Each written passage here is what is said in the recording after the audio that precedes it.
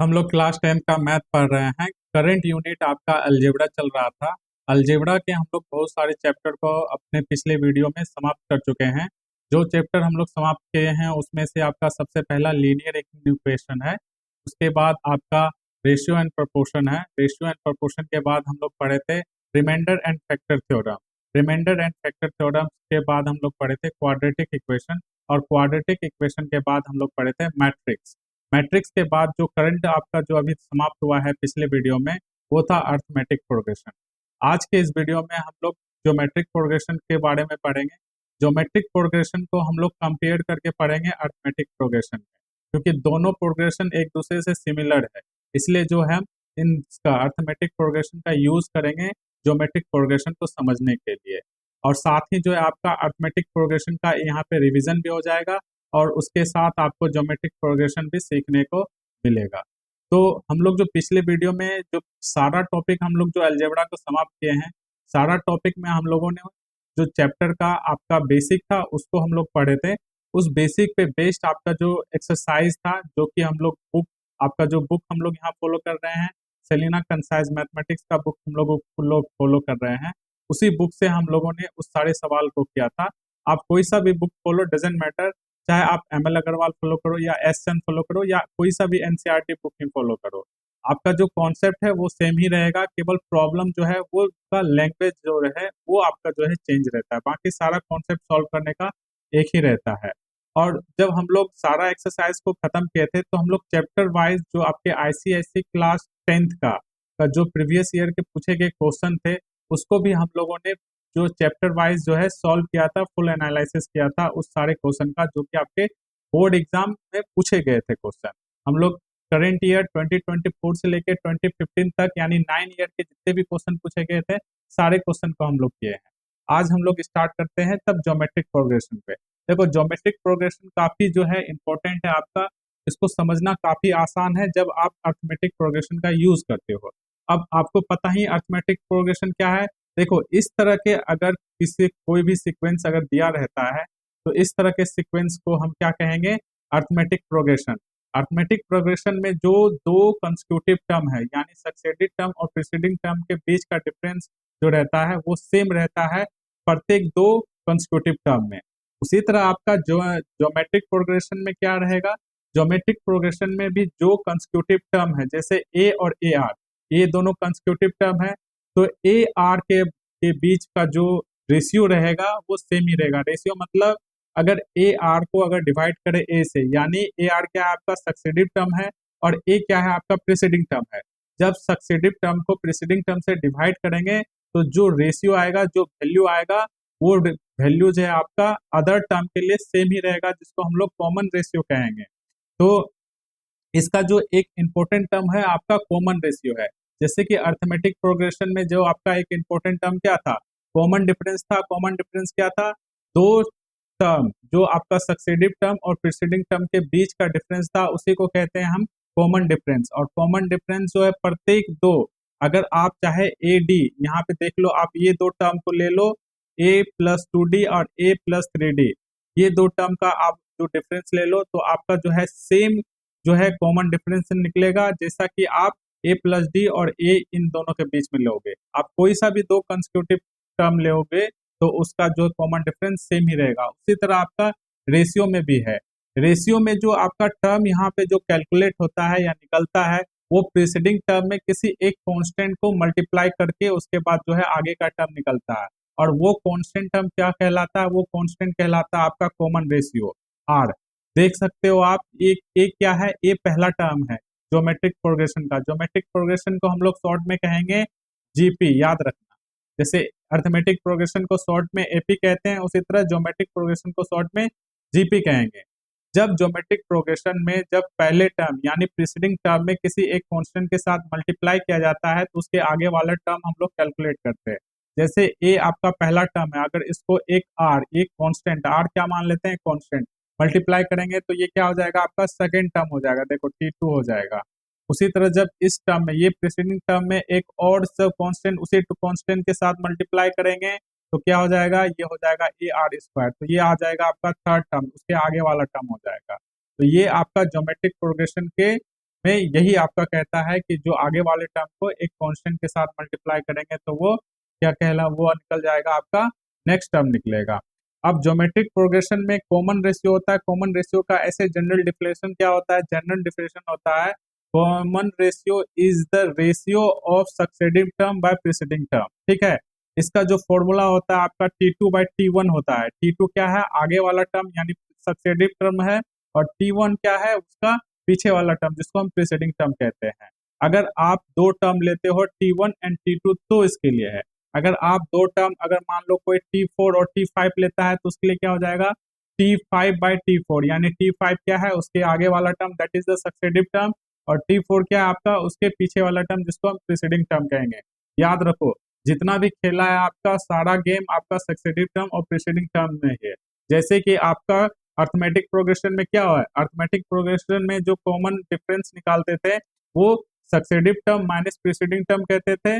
उसी तरह से आपका ज्योमेट्रिक प्रोग्रेशन में भी जो है रेशियो हम निकालेंगे वो successive term by preceding term से निकालेंगे। तो ये आपका जो है फॉर्मूला होता है किसका, कॉमन रेशियो का, जीपी का।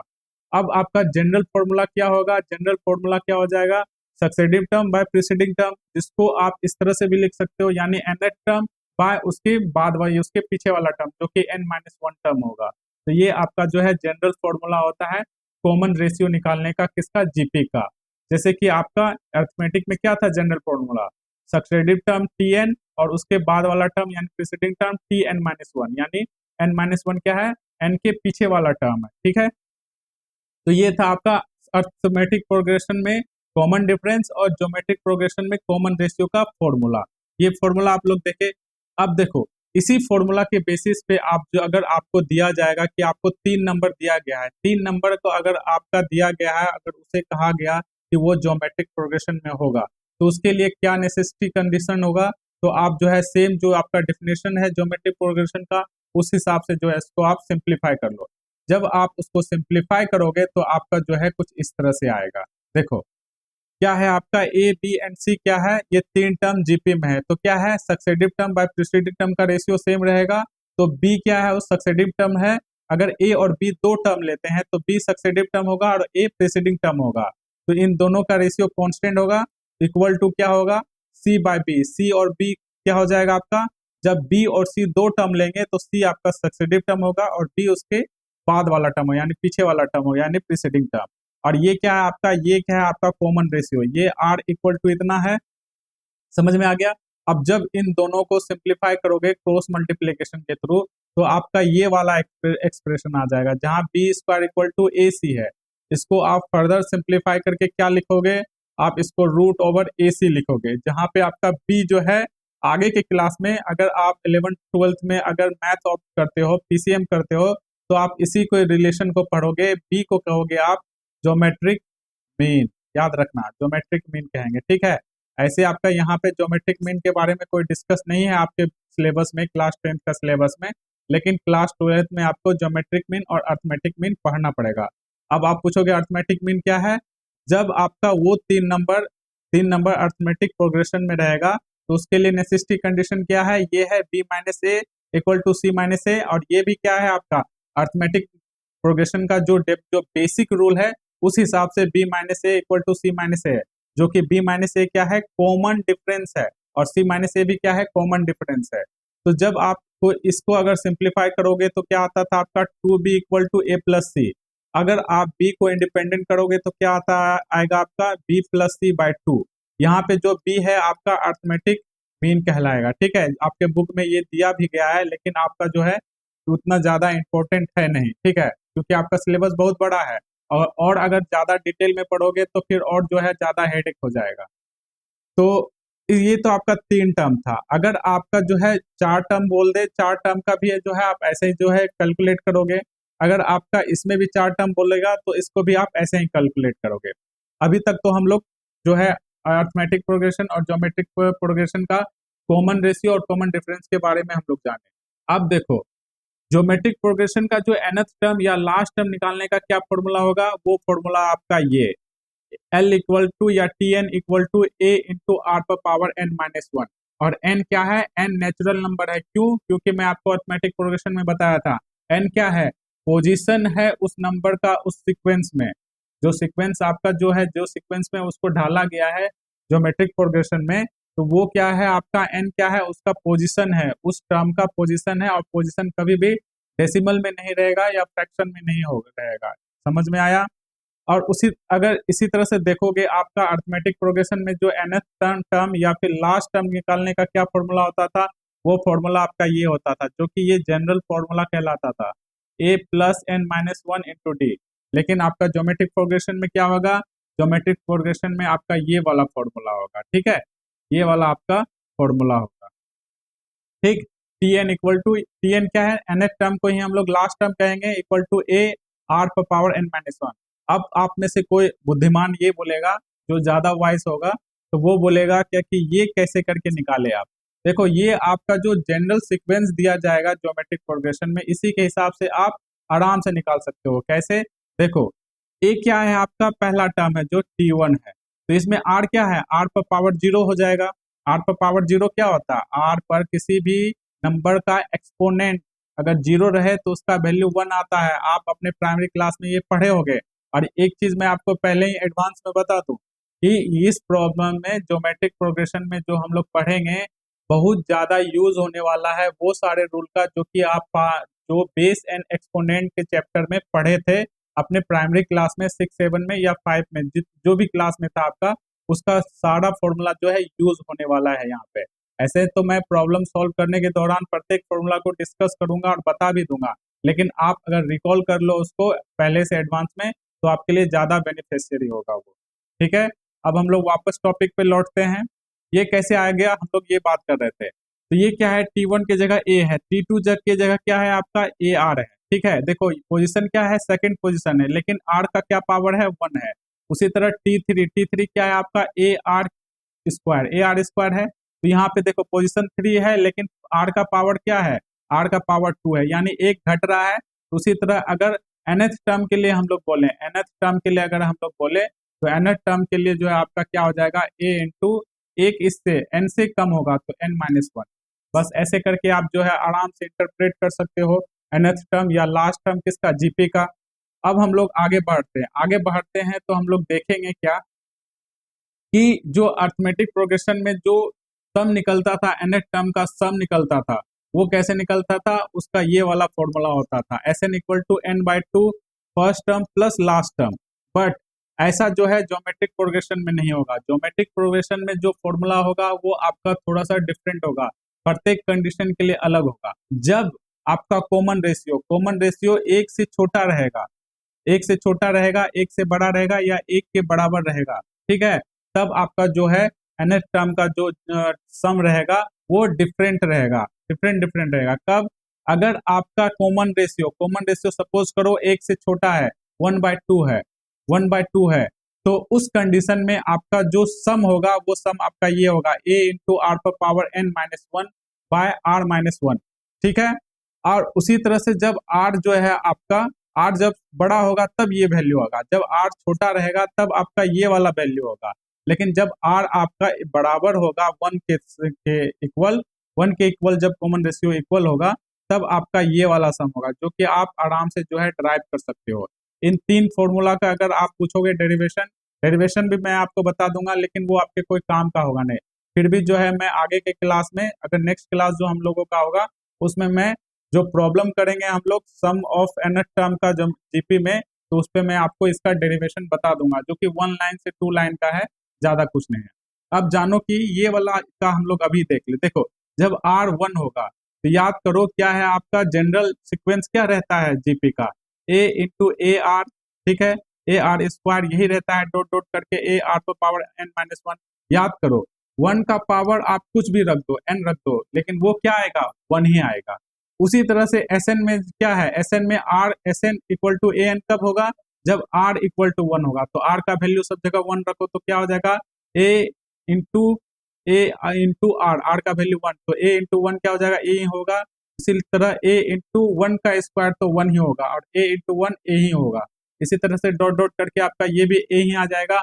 और जब इन सभी को आपस में क्या करोगे, सम निकाल रहे हो, तो सम में सबका सम करोगे a plus A plus A plus, तो क्या हो जाएगा, ये n टाइम है, ये सारा कितना टाइम लिखा हुआ है, n टाइम है, तो सभी क्या हो जाएगा, n इंटू ए हो जाएगा, जो कि आपका ये हो जाएगा। ये तो आपका जो बेसिक जो इंपॉर्टेंट फॉर्मूला था अरिथमेटिक प्रोग्रेशन का और ज्योमेट्रिक प्रोग्रेशन का, उसको हम लोग अभी तक देखे हैं।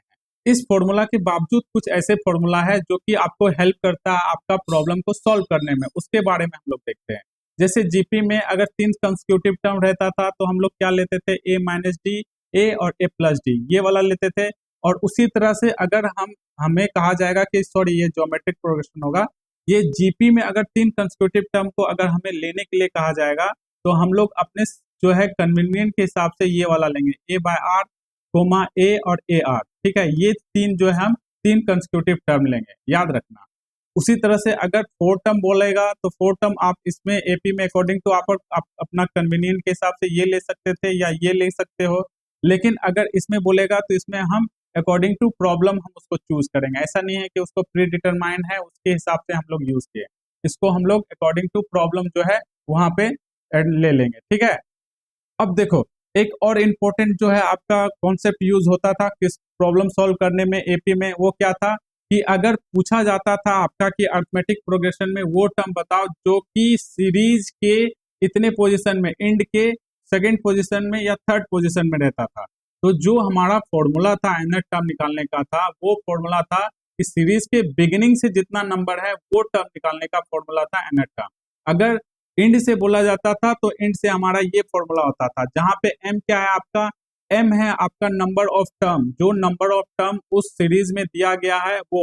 r क्या है, position of term from the end, जो इंड से जिस पोजीशन को बोला जाएगा, अगर थर्ड पोजीशन बोला जाएगा कि थर्ड इंड से थर्ड पोजीशन क्या हो जाएगा वो टर्म का वैल्यू, तो वो हो जाएगा, वो वैल्यू हो जाएगा r प्लस 1। ये करोगे तो आपका जो है उसका उस टर्म का पोजीशन आ जाएगा from the beginning of the series, ठीक है।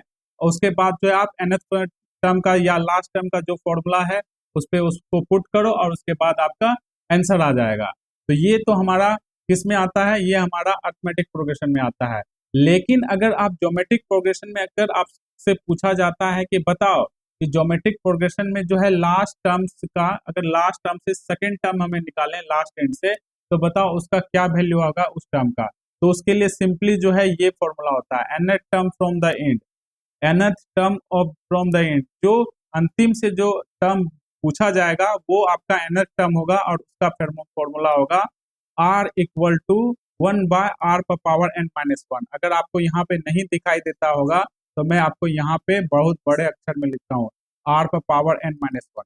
देखो जितने सारे मैं आपको अभी तक फॉर्मूला बताया हूँ उसके साथ जो वेरिएबल एसोसिएट है उसके बारे में तो आप जानते ही होंगे, इतना तो मैं आपसे होप कर सकता हूँ।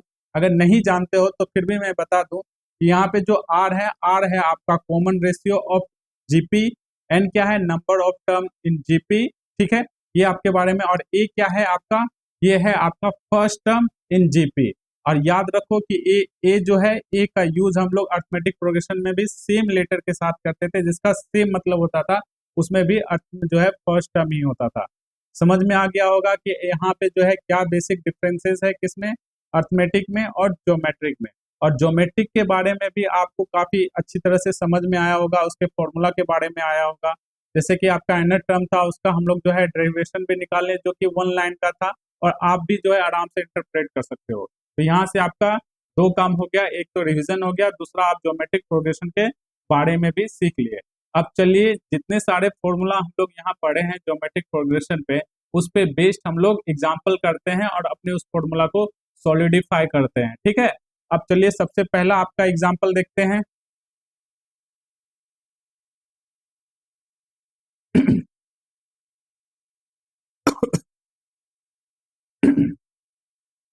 ये आपका पहला एग्जाम्पल है ज्योमेट्रिक प्रोग्रेशन का। यहाँ पे देखो क्या पूछ रहा है, find the 8th term of the geometric progression. और ये जो है ज्योमेट्रिक प्रोग्रेशन में ये दिया गया है, यही दिया गया है ना। याद करो अगर ज्योमेट्रिक प्रोग्रेशन नहीं दिया रहेगा तो आप जो है सबसे पहले ज्योमेट्रिक प्रोग्रेशन में है या नहीं उसको सबसे पहले चेक करोगे, ठीक है। उसको आप चेक करोगे, कैसे चेक करोगे, सेम आपका है क्या है, successive term by preceding term करोगे। वही तो आपका क्या है, कॉमन डिफरेंस कॉमन रेशियो का फॉर्मूला है। तो r इक्वल टू क्या हो जाएगा, सक्सेसिव टर्म क्या है आपका 10/5, ठीक है, जो कि आपका आएगा 2। उसी तरह सेकंड वाला चेक करो, सेकंड जब चेक करोगे तो क्या हो जाएगा, r इक्वल टू 20/10। 20 क्या आपका सक्सेसिव टर्म है और 10 क्या है प्रीसीडिंग टर्म है, जो कि इक्वल टू 2 आएगा। समझ में आया? तो यहाँ से आपका जो है कॉमन रेशियो क्या निकला, यहाँ से आपका कॉमन रेशियो 2 निकला। और आपका फर्स्ट टर्म क्या है, फर्स्ट टर्म है आपका a इक्वल टू 5। ठीक है, पूछा क्या जा रहा है आपका 8 टर्म निकालना है। तो 8 टर्म निकालने का क्या फॉर्मूला है, या nth टर्म निकालने का या लास्ट टर्म निकालने का क्या फॉर्मूला है, Tn इक्वल टू क्या है आपका a into r power n minus 1। ये है आपका फॉर्मूला। अब क्या करो, यहाँ पे आइडेंटिफाई करो कि क्या क्या वेरिएबल जो हमें रिक्वायर्ड होगा इस वाले टर्म को कैलकुलेट करने या इस वाले फॉर्मूला में पुट करने के लिए। तो देखो यहाँ पे n है, n क्या है नंबर ऑफ टर्म, जो कि 8 टर्म बोला है तो n का वैल्यू 8 रहेगा। ठीक है, a का वैल्यू आपको पता है 5 है, r का वैल्यू पता है 2 है। जब बस पुट कर दो, जब आप पुट करोगे तो क्या आ जाएगा, ये आपका आ जाएगा 88 इक्वल टू a क्या है आपका 5 इंटू r आपका 2 है, और n का क्या वैल्यू हो जाएगा 8 माइनस 1। ठीक है, फर्दर आप इसको सिंप्लीफाई करोगे तो क्या आ जाएगा आपका 5 इंटू 2 पावर 7। ठीक है, आप जब इसको मल्टीप्लाई करोगे तो कितना आ जाएगा 5 इंटू 2 पर 1 टू 8 इंटू 5, ये हो जाएगा 640। ठीक है, ये आपका जो है T8 टर्म निकल जाएगा, ये आपका क्या हो जाएगा आंसर है। ठीक है, ये पहला एग्जांपल था जो कि काफी सिंपल था, और आपका जो फॉर्मूला था लास्ट टर्म ज्योमेट्रिक प्रोग्रेशन का, उसको हम लोग यहाँ पे देखे। अब हम लोग एक और एग्जांपल देखते हैं, और एक इस वाले क्वेश्चन को देखो 6 नंबर का, find which term of GP 3 minus 6 12 और माइनस 24 प्लस डॉट डॉट करके आपका इज माइनस 384। आपका आपको बताना है कि माइनस 384 कौन सा टर्म होगा इस तरह के ज्योमेट्रिक प्रोग्रेशन का। ठीक है, तो देखो सबसे पहले आप कंफ्यूज करोगे क्या, यहाँ पे प्लस प्लस माइनस है, प्लस है माइनस है प्लस है। तो अगर आपको सिंपली जो है समझने में किसी तरह का दिक्कत हो रहा है, कैसे आपको समझने में किस तरह का दिक्कत होगा वो भी मैं आपको बता दूं। मैं आपको बताया था कि ज्योमेट्रिक प्रोग्रेशन और ज्योमेट्रिक सीरीज में क्या डिफरेंस होता है। सीरीज को जो है हम लोग लिखते हैं, दो टर्म का जो सीक्वेंस रहता है उसमें प्लस या माइनस का यूज करते हैं, लेकिन यहाँ पे जो है अल्टरनेटिव साइन का यूज हो गया है, पहले माइनस का फिर प्लस का फिर माइनस का फिर प्लस का। आप इसको इस तरह से भी सिंप्लीफाई करके लिख सकते हो। कैसे लिखोगे, 3, इससे आपको जो है थोड़ा समझने में आपको आसानी होगा। तो यहाँ से आपका आइडेंटिफाई करो क्या है आपका ए, क्या है आपका ए है आपका फर्स्ट टर्म, और ये जीपी में है तो आपको कॉमन रेशियो निकालना पड़ेगा। तो कॉमन रेशियो निकालोगे तो आर का क्या फॉर्मूला होता है, successive term by preceding term. Successive term -6 है और प्रीसीडिंग टर्म 3 है, तो -6/3। इसको सिंप्लीफाई करोगे तो -2 आ गया। तो यहाँ पे कॉमन रेशियो क्या निकल गया, -2 निकल गया। अब देखो आपको क्या निकालना है, -384 कौन सा आपका टर्म होगा। ठीक है, यही तो निकालना है। तो यहाँ पे आपका सेम फॉर्मूला हम लोग यूज करेंगे, Tn equal to a into r power n minus 1। ठीक है, जिसमें कि आपका Tn मान लो कि वो जो है आपका जहाँ पे जो है ये प्लेस होगा, ये वाला नंबर वो आपका जो है nth पोजीशन पे है, n पोजीशन पे है। तो हम लोग मान लेते हैं n। तो Tn का क्या वैल्यू है आपका, Tn का वैल्यू ऑलरेडी जो आपका ये दिया गया है -384। ठीक है, ये वैल्यू आपका दिया गया है। अब जो a का वैल्यू r का वैल्यू है, ये इस वाले फॉर्मूला पे हम लोग पुट करेंगे।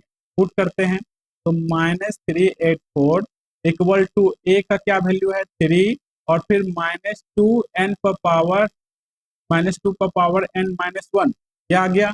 इसको सिंप्लीफाई करो, जब आप इसको सिंप्लीफाई करोगे तो क्या होगा, 3 डिवाइड करेगा -384 को कितना टाइम में, -1 to 8 टाइम में इसको डिवाइड करेगा।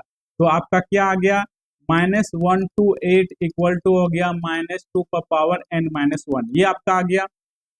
अब देखो -1 to 8 है, 1 to 8 है।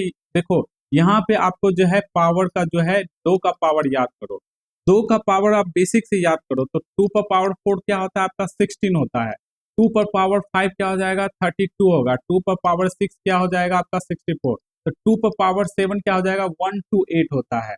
तो 1 to 8 होगा, माइनस है यानी आपका ये भी क्या है, एक्सपोनेंट भी क्या है ओड है। तो ओड पे माइनस का पावर अगर ओड रहता है तो वो भी माइनस यहाँ आता है। तो आप इसको कैसे लिखोगे, आप इसको ऐसे लिखोगे -2 पर पावर 7 इक्वल टू -2 पर पावर n माइनस 1। ये आपके पास क्या आ गया, ये आपके पास ये एक्सप्रेशन आ गया। आप सोचोगे अगर आप में से कोई बहुत सा जो है बेसिक सा लड़का रहेगा जिसको ज़्यादा जो है मैथ का नॉलेज नहीं है, आप वो सोचेगा कि अब हम इसको कैसे सॉल्व करेंगे। यहाँ पे पावर n-1 है, 7 है। तो आप इसके लिए जो है मैं आपको पहले बता चुका हूँ, एक्सपोनेंट का रूल को जो है आप रिकॉल करो, आप इसको नोट डाउन करके जो है लिख सकते हो। अगर आपका किसी तरह का कोई भी जो है रेडिकल एक्सप्रेशन इस तरह से रहेगा, रेडिकल एक्सप्रेशन क्या है देखो, x पर पावर क्या है, x पर power m equal to x पर पावर n। यहाँ पे देखो x क्या है आपका बेस, वो इक्वल टू में सेम सेम ही है, लेकिन एक्सपोनेंट m है और इसका एक्सपोनेंट n है। तो जब आपका इस तरह से कोई रेडिकल एक्सप्रेशन इक्वल रहता है तो आपका जो एक्सपोनेंट होता है वो आपस में इक्वल होता है, यानी m इक्वल टू n होता है। सेम इसी तरह क्या है आपका -2 और -2, ये दोनों बेस है जो कि सेम है, तो पावर क्या हो जाएगा, पावर आपका इक्वल हो जाएगा। ठीक है, आप जब एग्जाम में सॉल्व करोगे तो नोट डाल करके ये वाला फॉर्मूला को जरूर जो है मेंशन करना, ठीक है, जिससे एग्जामिनर को ज्यादा आसानी से समझ में आ जाए। तो 7 इक्वल टू का क्या हो गया, 7 इक्वल टू n-1। फिर n का क्या वैल्यू आ गया, n का वैल्यू 8 आ गया। ठीक है, यहाँ से जो आपका नंबर ऑफ टर्म क्या निकल गया, नंबर ऑफ टर्म 8 निकला। तो जिससे आप जो है ये पता कर लिए कि जो आपका ये वाला जो टर्म है, ये वाला टर्म किस पोजीशन पे है, 8th पोजीशन पे है। समझ में आ गया।